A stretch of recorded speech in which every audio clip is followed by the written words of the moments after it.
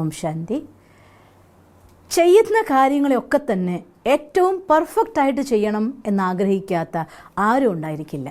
എല്ലാവർക്കും ആഗ്രഹം ഏറ്റവും നന്നായി ചെയ്യണമെന്നും എല്ലാവരാലും അപ്രീസിയേഷൻ കിട്ടണം എന്ന് തന്നെയാണ്. പക്ഷേ പലപ്പോഴും നമ്മളെക്കൊണ്ട് അത് സാധിക്കാത്തതായിരിക്കുന്ന അവസ്ഥകൾ വരാറുണ്ട്. പലരും നന്നായി ചെയ്യണമെന്ന് ആഗ്രഹിക്കും, ഈവൻ നന്നായി ചായ വെക്കണം എന്ന് വിചാരിച്ചിട്ടുണ്ടാക്കും. അത് കഴിഞ്ഞ ശേഷം അത് കുറച്ച് ഡിസ്റ്റർബ്ഡ് ആയി കഴിഞ്ഞുമ്പോൾ എല്ലാവരും പറഞ്ഞു കേൾക്കുമ്പോഴേക്കും വിഷമിക്കും, നന്നാവണമെന്ന് വിചാരിച്ചതാ പക്ഷെ നന്നായിട്ടില്ല. ഇങ്ങനെയൊക്കെ പലരുടെ ഭാഗത്തുനിന്നും പലപ്പോഴും പരാതി വരാറുണ്ട്.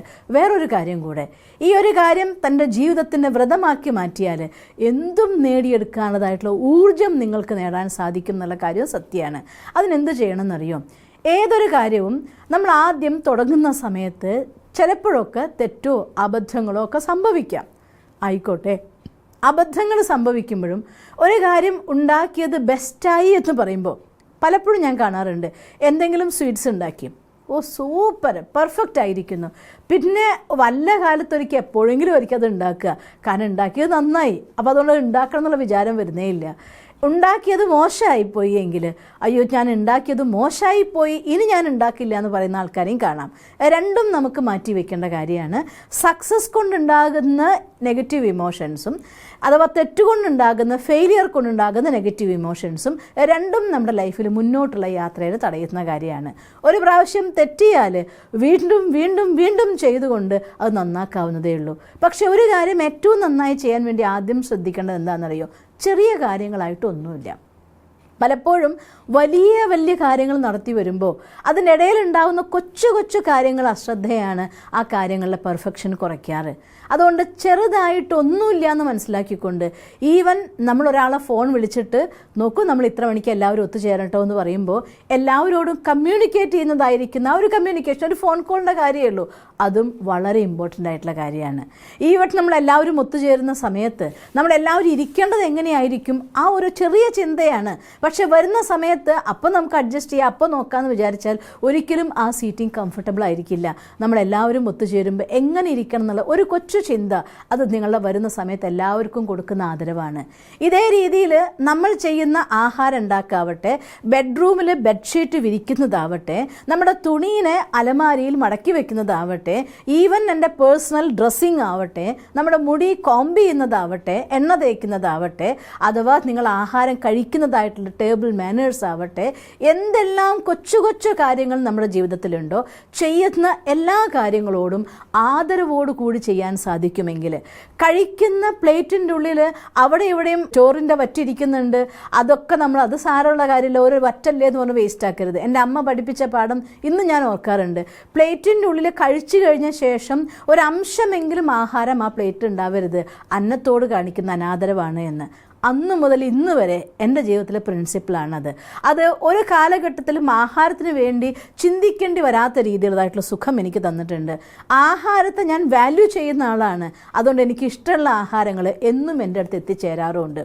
നല്ല ആഹാരം ഉണ്ടാക്കി തരുന്നവർ, സ്നേഹത്തോടെ ആഹാരം ഉണ്ടാക്കി തരുന്നവർ എപ്പോഴും എൻ്റെ കൂടെ ഒന്നല്ലെങ്കിൽ മറ്റൊരു രീതിയിൽ എത്താറുണ്ട്. ഉണ്ടാക്കാനും കഴിപ്പിക്കാനും എനിക്കിഷ്ടമാണ്. അതുകൊണ്ട് എന്നെ കഴിപ്പിക്കുന്ന ആളുകളും വരാറുണ്ട്. അപ്പോൾ ഞാൻ ഓർക്കാറുണ്ട്, നമ്മുടെ കർമ്മത്തിൽ ചെയ്യുന്നതായിരിക്കുന്ന ആ കർമ്മത്തോടുള്ളതായിട്ടുള്ള സ്നേഹം, ആ സ്നേഹം ഓട്ടോമാറ്റിക്കലി ആ ടൈപ്പ് ഓഫ് എനർജീനെ പ്രൊഡ്യൂസ് ചെയ്യുകയും ആ ടൈപ്പ് ഓഫ് ആളുകളെ നമ്മുടെ അടുത്തേക്ക് കൊണ്ടുവരികയും ചെയ്യും. അതുകൊണ്ട് ചെയ്യുന്ന കൊച്ചു കർമ്മത്തിനെ പോലും ആദരിച്ചുകൊണ്ട് ചെയ്യൂ. പ്രഭാതത്തിൽ ഉണർന്ന ശേഷം നമ്മുടെ ബെഡ്ഷീറ്റ് പുതയ്ക്കാൻ വിരിച്ചത് ആ പുതപ്പ് അതൊക്കെ ഒന്ന് മടക്കി നീറ്റാക്കി വെച്ചുകൊണ്ട് ആ ബെഡിനോട് നന്ദി പറഞ്ഞ് എണീക്കാൻ നിങ്ങൾക്ക് സാധിക്കുമെങ്കിൽ നിങ്ങൾ എവിടെ പോയാലും നിങ്ങൾക്ക് കിടക്കാനുള്ള നല്ല സൗകര്യം അത് ഓട്ടോമാറ്റിക്കായിട്ട് വന്നു ചേരും. കഴിക്കുന്ന ഇരിക്കുന്ന എല്ലാ കാര്യവും അതുമുതൽ നമ്മൾ ചെയ്യുന്ന നമ്മുടെ ഒഫീഷ്യൽ ലൈഫിലെ കൊച്ചു കൊച്ചു കാര്യങ്ങളാണെങ്കിലും പേഴ്സണൽ ലൈഫിലെ കൊച്ചു കൊച്ചു കാര്യങ്ങളാണെങ്കിലും നമ്മുടെ റിലേഷൻഷിപ്പിനുള്ള കൊച്ചു കൊച്ചു കാര്യങ്ങളാണെങ്കിലും കഴിക്കാൻ തരുന്ന ചായ പോലും നന്നായിട്ടുണ്ടെങ്കിൽ ഞാൻ പറയാറുണ്ട്, സൂപ്പർ ചായ കേട്ടോ, താങ്ക് യു എന്ന് ഞാൻ പറയാറുണ്ട്. കാരണം അത് നമുക്ക് എന്ത് സുഖം തരും, കേൾക്കുന്നവർക്ക് എന്ത് സുഖം കൊടുക്കും. അതുകൊണ്ട് നമ്മുടെ കർമ്മത്തെ ആദരിക്കുകയും മറ്റുള്ളവരുടെ കർമ്മത്തെ ആദരിക്കുകയും ചെയ്യാൻ സാധിക്കുന്നുവെങ്കിൽ ചെയ്യുന്ന കർമ്മങ്ങളിലൊക്കെ പെർഫെക്ഷൻ വരും. രണ്ടാമത്തെ കാര്യം, ഒരു കാര്യം നമുക്ക് പെർഫെക്റ്റായിട്ട് നമുക്ക് ചെയ്യാൻ സാധിച്ചു, നന്നായി ചെയ്യാൻ സാധിച്ചുവെങ്കിൽ അതിലെന്തെല്ലാം പുതുമ കൊണ്ടുവരണം എന്ന് ആലോചിച്ചുകൊണ്ട് കണ്ടിന്യൂസ് ആയി കർമ്മം ചെയ്യുമ്പോഴാണ് അത് നിങ്ങളുടെ സ്വന്തം കലയായി തീരുന്നത്. അല്ലെങ്കിൽ പലപ്പോഴും ഇന്നലെ ചെയ്ത ഏറ്റവും ബെസ്റ്റായി ചെയ്ത കാര്യം ഒരുപാട് കാലങ്ങൾ അത് നമ്മൾ ഓർത്തിട്ടേ ഇല്ല എങ്കിൽ പെട്ടെന്ന് പെർഫോം ചെയ്യേണ്ടി വന്നാൽ അത് നമ്മളെ കൊണ്ട് സാധിക്കാത്തൊരു കാര്യമായിട്ട് മാറും, അല്ലെങ്കിൽ അബദ്ധങ്ങൾ വരുത്തി വയ്ക്കുന്ന കാര്യമായിട്ട് മാറും. അതുകൊണ്ട് തന്നെ ഏതൊരു കാര്യമാണോ നിങ്ങളുടെ ലൈഫിൽ നിങ്ങൾ ചെയ്യാൻ ആഗ്രഹിക്കുന്ന കാര്യങ്ങൾ അതിന് റെഗുലറായി ചെയ്യുക. എന്നും ചെയ്യാനല്ല, ഉറക്കത്തിൽ ഉണർന്നാൽ പോലും നിങ്ങളടുത്തൊരു കാര്യം പറഞ്ഞാൽ അത് പെർഫെക്റ്റായി ചെയ്യും വിധം നിങ്ങൾ സബ് കോൺഷ്യസ് മൈൻഡിൽ അത് നിറയുന്നൊരവസ്ഥ ഉണ്ടാവും. അതുവരെ റെഗുലറായി ചെയ്തുകൊണ്ടിരിക്കുക. സബ് കോൺഷ്യസ് മൈൻഡിൽ നിറഞ്ഞിരിക്കുകയാണെങ്കിൽ പോലും ഇടയ്ക്കിടയ്ക്ക് അതിനെ ഓർത്ത് ചെയ്തുകൊണ്ടേയിരിക്കാമെങ്കിൽ ആ കാര്യം, അതായത് നിരന്തരം ചെയ്യുന്ന ഒരു കാര്യം നിങ്ങളുടെ ലൈഫിൽ പെർഫെക്ഷൻ കൊണ്ടുവരും. ഞാൻ ഓർത്തു പോകും മഹാഭാരതത്തിൽ അർജുനൻ്റെ കഥ. അർജുനൻ വില്ലാളി വീരനായതിൻ്റെ പിന്നിൽ മഹാഭാരതത്തിൽ ദ്രോണാചാര്യർ പഠിപ്പിക്കുന്നൊരു സമയമുണ്ട്. അദ്ദേഹം ധനുർവിദ്യ പഠിപ്പിക്കാൻ തുടങ്ങിയതായിട്ടുള്ള സമയത്തിൽ ആദ്യത്തെ ദിവസം അർജുനൻ്റെ അടുത്ത് അമ്പ് ചെയ്യാൻ പഠിപ്പിച്ചു. അന്നും കഴിഞ്ഞു രാത്രിയിൽ അർജുനൻ്റെ അടുത്ത് ഇരുട്ടിൽ അമ്പ് ചെയ്യാൻ വേണ്ടി പഠിപ്പിച്ചു. അന്ന് ദിവസം കഴിഞ്ഞു പ്രഭാതത്തിൽ ഗുരുദേവൻ പറഞ്ഞു എല്ലാവരും പശുക്കളെ മേയ്ക്കാൻ പോയിക്കോട്ടെ, അർജുനൻ അമ്പ് ചെയ്യാൻ പഠിക്കട്ടെ എന്ന്. കുട്ടികൾ പോകുമ്പോഴും അർജുനൻ അസ്ത്രം അയച്ചുകൊണ്ടേയിരുന്നു. കുട്ടികൾ പശുക്കളെ കൊണ്ട് തിരിച്ചു വരുമ്പോഴും അർജുനൻ അസ്ത്രം അയച്ചുകൊണ്ടേയിരുന്നു. അവരെല്ലാം ആഹാരം കഴിച്ച് വിശ്രമിക്കാൻ പോകുമ്പോഴും അർജുനൻ തൻ്റെ പ്രാക്ടീസ് തുടർന്നുകൊണ്ടേയിരുന്നു. പിറ്റേ ദിവസം പ്രഭാതത്തിൽ ഉണർന്നപ്പോഴും അർജുനൻ പ്രാക്ടീസ് തുടർന്നുകൊണ്ടേയിരുന്നു. നിരന്തരമായിട്ടുള്ള പ്രാക്ടീസാണ് ഇരുട്ടിൽ പോലും അസ്ത്രം അയച്ചുകൊണ്ട് തൻ്റെ ജീവിതത്തിലെ എല്ലാ ലക്ഷ്യവും നേടിയെടുക്കാൻ അർജുനനെ പ്രാപ്തമാക്കിയത്. അതുകൊണ്ട് ജീവിതത്തിൽ ജയിച്ച എല്ലാവരുടെയും സ്വഭാവം നോക്കിയാൽ നിരന്തരമായി തൻ്റെ ചെയ്യുന്ന കർമ്മത്തിനെ സ്നേഹിക്കുകയും ആദരിക്കുകയും കണ്ടിന്യൂറ്റി ചെയ്യുമ്പോഴാണ് ഒരു കാര്യം ലൈഫിൽ സ്വന്തമാകുന്നത്. അങ്ങനെ സ്വന്തമാക്കുന്ന കാര്യങ്ങളാണ് ജീവിതത്തിൻ്റെ ഏറ്റവും ഉയർച്ചയിലേക്ക് കൊണ്ടെത്തിക്കാൻ ഒരാളെ സഹായിക്കുന്നതും. അതുകൊണ്ട് നമ്മുടെ കല എന്താണെങ്കിൽ, സംഗീതജ്ഞനായിരിക്കുന്ന യേശുദാസിൻ്റെ ഒരു ഇൻ്റർവ്യൂ ഞാൻ കേട്ടത് ഓർക്കുന്നുണ്ട്. ഇന്നും സരസ്വതി ദേവിയെ ഞാൻ നമിക്കുന്നു, സരസ്വതിയോളം ഞാൻ പാടാനായിട്ടില്ല എന്ന് പറഞ്ഞുകൊണ്ട് തൻ്റെ സാധന ഇന്നും അദ്ദേഹം തുടർന്നുകൊണ്ടിരിക്കുകയാണ്. ഗാനഗന്ധർവൻ ഇന്നും പാടി സാധന ചെയ്യുന്നു. എല്ലാ സംഗീതജ്ഞന്മാരെയും നിങ്ങൾ നോക്കിക്കോളൂ, അവരിന്നും പ്രഭാതത്തിൽ സാധന ചെയ്യുന്നവരാണ്. എല്ലാ നർത്തകരെയും നോക്കിക്കോളൂ, ഇന്നും പ്രഭാതത്തിൽ അല്ലെങ്കിൽ ജീവിതത്തിൻ്റെ സ്ട്രിക്റ്റ് ആയിരിക്കുന്ന ടൈമിൽ അവർ പ്രാക്ടീസ് ചെയ്യുന്നവരാണ്.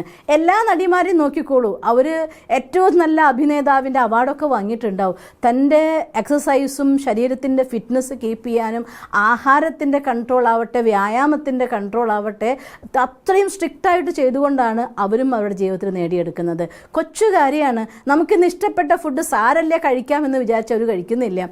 ഇന്ന ദിവസം എനിക്കത് കഴിക്കൂ, അതുവരെ ഞാൻ കഴിക്കില്ല എന്ന് പറയുന്നതായിരിക്കും എത്ര നടിമാർ ഇൻ്റർവ്യൂ ഞാൻ കണ്ടു.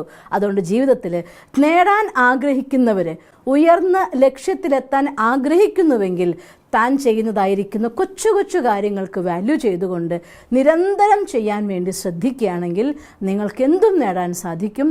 അങ്ങനെ ജീവിതത്തിൻ്റെ എല്ലാ സ്വപ്നങ്ങളും നേടിയെടുക്കാൻ നിങ്ങൾക്ക് സാധിക്കട്ടെ എന്ന് സർവശക്തനായ ഭഗവാനോട് പ്രാർത്ഥിക്കുന്നു. ഓം ശാന്തി.